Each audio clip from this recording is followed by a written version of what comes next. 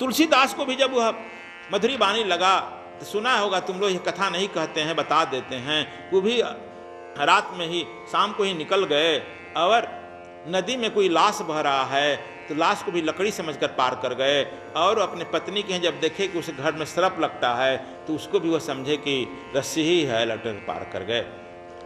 लेकिन जैसे ही वह उनका जो है पूर्व जन्म ठीक था, इसलिए तुलसीदास को कहते हैं हम लोग वाल्मीकि के अवतार थे। जरूर वो वाल्मीकि के अवतार थे, इसलिए उनका प्रारब्ध ठीक था, परमात्मा का कृपा उन पर बरस गया था, पूर्व जन्म का तपस्या प्रकट हो गया था।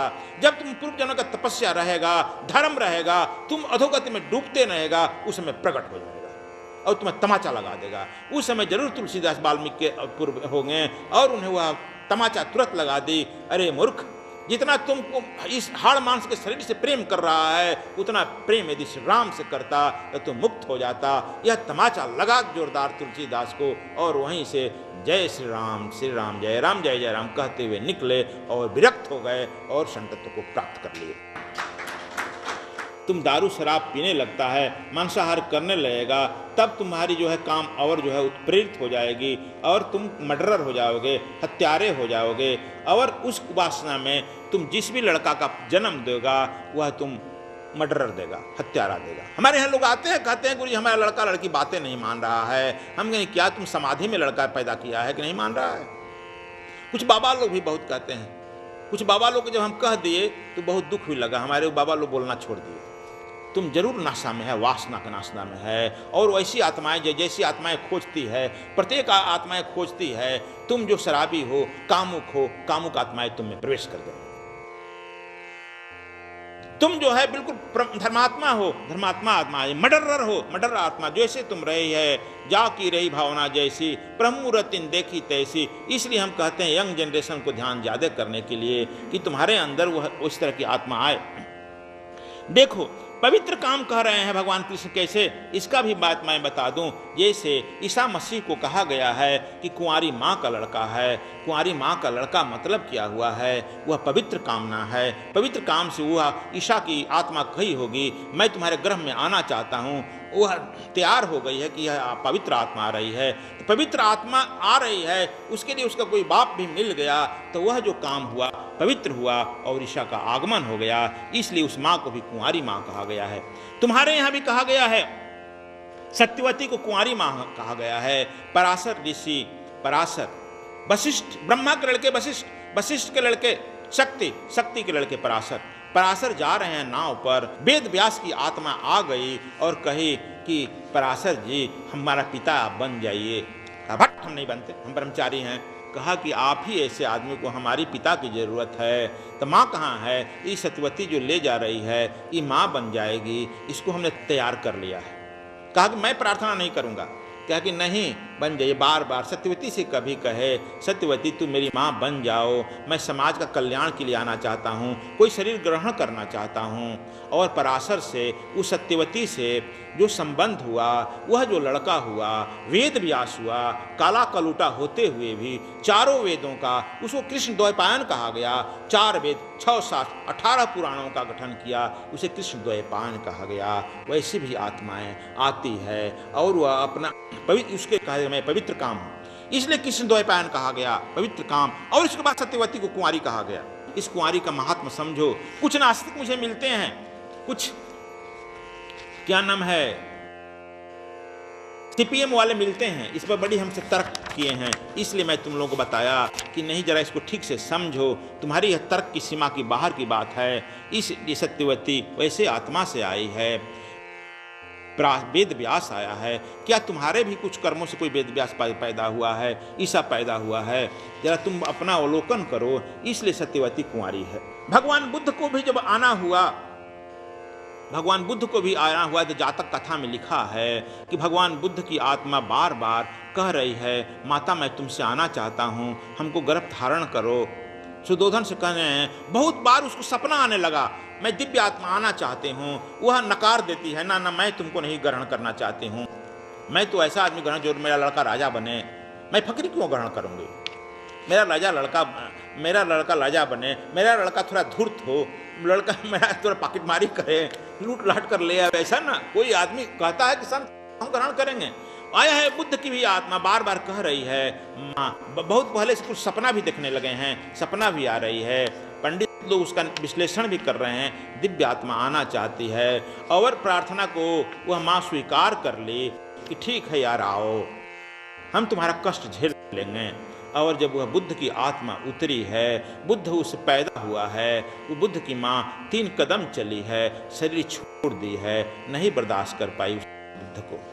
और फिर वह बुद्ध कहे हैं फिर हम 2000 वर्ष के बाद आएंगे, लेकिन बड़ी दुखद घटना है, बुद्ध घूम रहे हैं, कोई माँ मिल नहीं रही है, वो पूछ रहे हैं कि मैं आना चाहती हूँ, इस पृथ्वी की सारी माँ नकार देती है कि मैं हम तुम्हारे लायक नहीं। भगवान महावीर का भी आना हुआ तो वह आया है उनकी कथा में बार बार कि वो बहुत सारी अच्छी अच्छी सपने देखने लगी, यह हुआ बहुत सपना, और वह भी अपने गुरुओं से ब्राह्मणों से कह रहे हैं सपना का निवारण हो रहा है, तब वह कह रहे हैं कि नहीं हम तुम्हारे गर्भ से आना चाहते हैं, प्रार्थना करते हैं।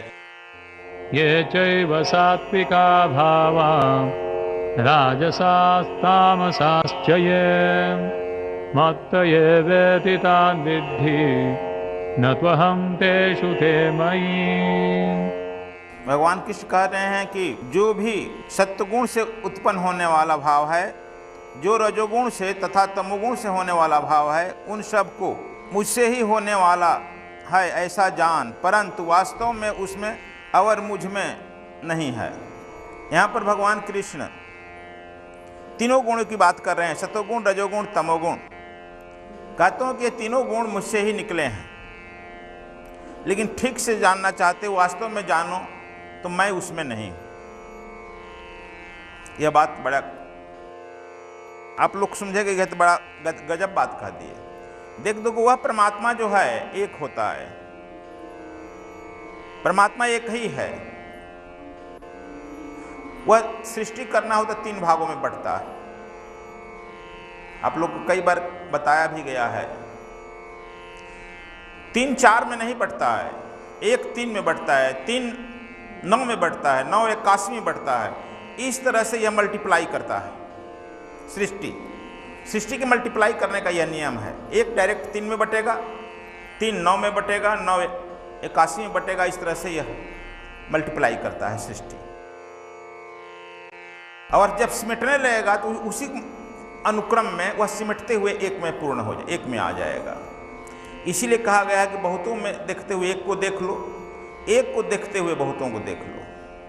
भगवान कृष्ण यहाँ कह रहे हैं मैं तीनों में भी नहीं हूँ, और उसी तीनों को तुम लोग सतरज तम कहते हो। पौराणिक लोग उसे ब्रह्मा विष्णु महेश कहते हैं, वैज्ञानिक लोग उसे इलेक्ट्रॉन प्रोटॉन न्यूट्रॉन कहते हैं। सब वही 3 में ही खोज कर आया ना, बाहर से खोजो अंदर से खोजो, पहुंचो एक ही जगह पर। भाषा का अलग है, बात एक ही कहते हैं। और कृष्ण की बात को समझने के लिए कृष्णमय होना पड़ेगा। हम लोग प्रकृति के पकड़ रहे हैं, प्रकृति के चक्कर में पड़ते हैं। कबीर साहब कहे हैं कि ये माया राम की बहुरिया खेलन चले अहेरा हो। बहुरिया जानते हो किसको कहते हैं? ये माया राम की बहुरिया खेलन चले अहेरा हो। बेचारा भोजपुरी में यह शब्द कह रहे हैं। बहुरिया कहते हैं जो नई नवेली शादी करके आती है, उस औरत को बहुरिया कहते हैं। नई नवेली अभी शादी करके आई ही है। नई नवेली जब शादी करके जो आती है औरत, वह बहुत मनमानी करती है। इसीलिए कहते हैं कि खेलन चले अहेरा हो, या जो खेल खेल रही अहेरा। अहेरा जानते हो क्या करता है? Useless work, thankless work. ये माया जो है प्रकृति थैंकलेस यूजलेस वर्क करती है। तुम रात दिन इसी के चक्कर में पड़े हो। जिसको भगवान कृष्ण यहाँ संस्कृत में कह रहे हैं, उसी कबीर साहब भोजपुरी सतह भाषा में कह दिए हैं, यूजलेस वर्क करते हैं। उस काम का कोई जो है ना आदि है ना अंत है। आप लोग रात दिन उसी माया में लगे हो कि यह काम कर लेंगे, वह काम कर लेंगे, यह कर लेंगे, कुछ होता नहीं है। फिर आकर प्लानिंग बताता है गुरु जी से, देखो धान कुटेगा तो चावल आएगा, मिलेगा ना।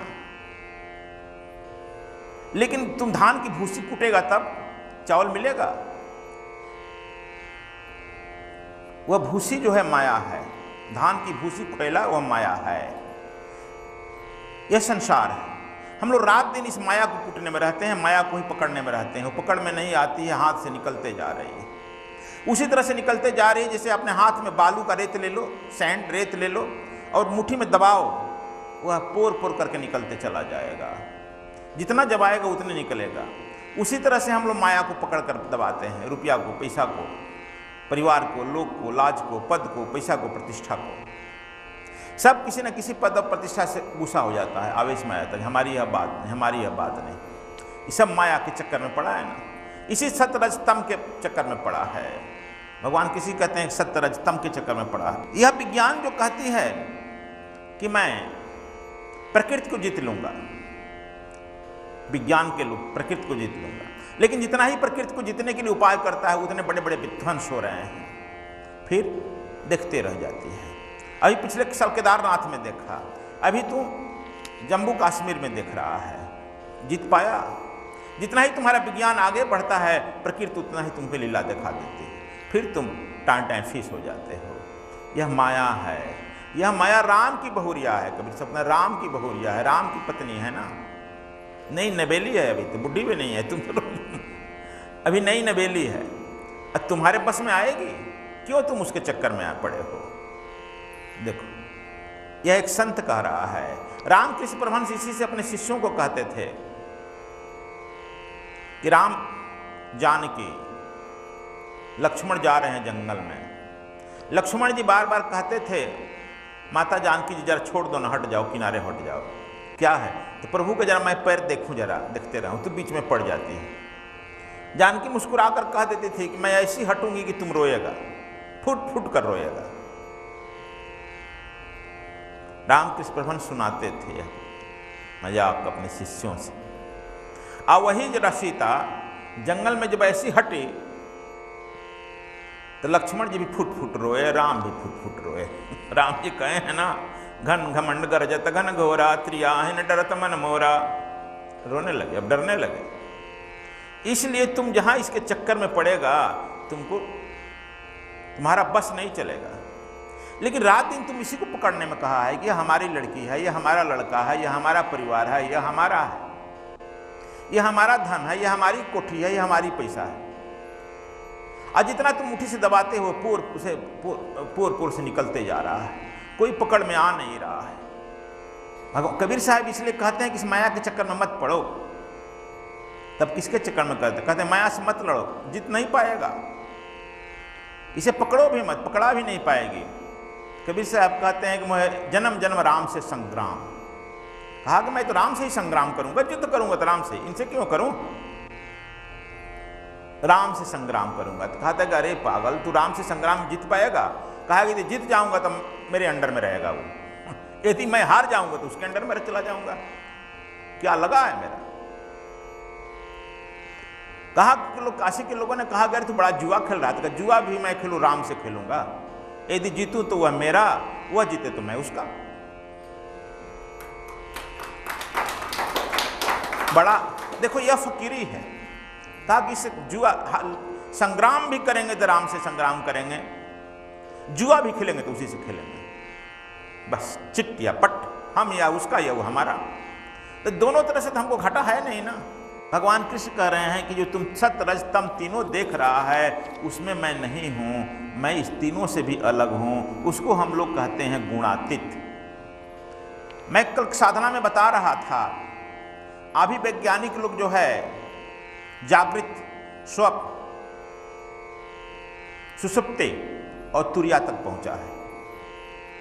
विश्व के वैज्ञानिक, मनोवैज्ञानिक तुरिया तक पहुंचे हैं। आज से 5000 पहले कृष्ण जो है तुरियातीत कह चुके हैं। अभी यहां पर यही कह रहे हैं कि गुणातीत, तुरियातीत, मैं गुणातीत, इन तीनों में मैं नहीं हूं। बहुत लोग कहते हैं कि मैं सेवा करता हूं। सेवा करना तुम्हारा रजोगुणी वृत्ति हुआ ना। आखिर तुम रजोगुणी वृत्ति से मोहित हो गया ना।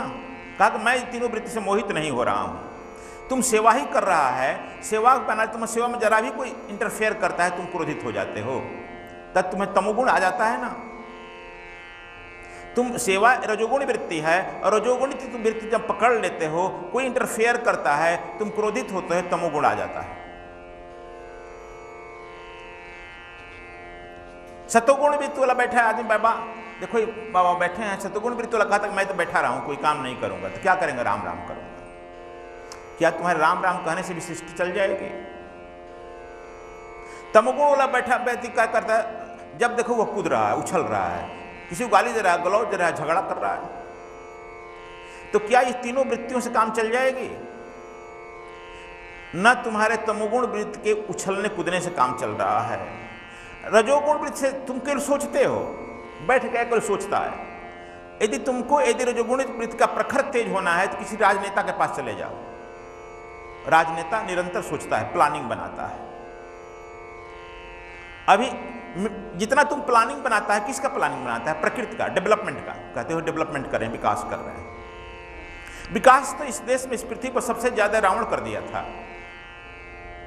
रावण से भी कोई ज्यादा विकास करेगा? यह तुम प्रकृति के ही में चक्कर में रह गया ना।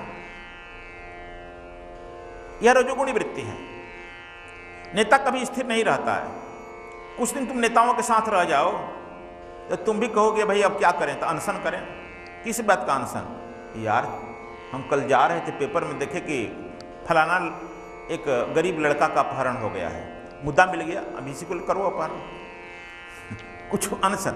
जो अनशन नहीं करता है नेता, जो गड़बड़ पड़ जाता है ना, यह रजोगुणी वृत्ति है। तो देखो यह तीनों वृत्तियां जो हैं अपने आप में, इसे कोई संसार का काम नहीं हो सकता है न रजोगुण। इसलिए रजोगुण वृत्ति से मुक्त होने के लिए नानक देव ने कहा है, सोचे सोच न हो वही जो सोचे लख बार।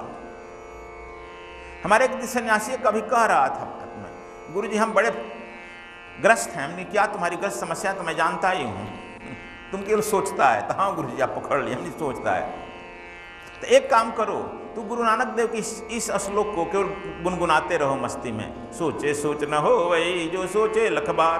बस इतना ही गुनगुनाते रहो। कहा गुरु जी हम हिंदू न हैं। कहीं कह रहे पागल, यह हिंदू और सिख और मुसलमान से कोई मतलब नहीं है। सूत्र सूत्र होता है, फॉर्मूला फॉर्मूला होता है। E=mc², यह फॉर्मूला क्रिश्चियन बनाया है और उस पर पूरे विश्व में रॉकेट चल रहा है। इस फॉर्मूला पर भारत मंगल ग्रह भेज दिया। यह नहीं सोचा कि यह तो क्रिश्चियन का फॉर्मूला है। सूत्र और महापुरुष भी किसी के होते हैं। राम को तू बांध लेगा अपने मंदिर में कि हम हिंदू हैं, हमारे हैं, तुम्हारा हो जाएगा? यदि हो जाते हैं तो वह रामा नहीं है। नानक को यदि सिख कहते कि नहीं मेरे ही हैं, तो वह नानक का बुद्धत्व नहीं रह जाए। बुद्ध यदि कहते कि मैं बुद्ध, यह जो है एक पंथ संप्रदाय बनाने वाले एक घरौंदा बना लेते हैं बच्चा, और उस घरौंदे में उस महापुरुष को बांधने का प्रयास करते हैं, जो उसमें अब वह जो है अप्रयास भी, यह रजोगुणी वृत्ति है, तमोगुणी वृत्ति है। ये वृत्ति के अंदर हैं, लेकिन ये वह जो है उन वृत्तियों से, तीनों वृत्तियों से अलग है, वह गुणातीत है, इसलिए उसको बांध नहीं सकता है।